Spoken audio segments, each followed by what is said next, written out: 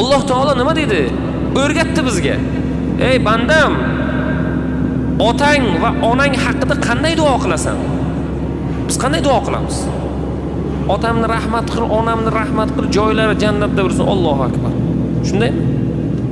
Alloh biz bandalarga shunchalik mehribonki, Alloh o'sha duoni bizga so'zma-so'z Qur'onda o'rgatdi. Astauzu billah.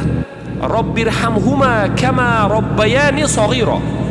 Robbim, ota-onamga shunday mehribonchilik ko'rsatki, ota-onam meni yoshligimda qanday mehribonchilik ko'rsatgan bo'lsa, ularga xuddi shunday mehribonchilik ko'rsatgan.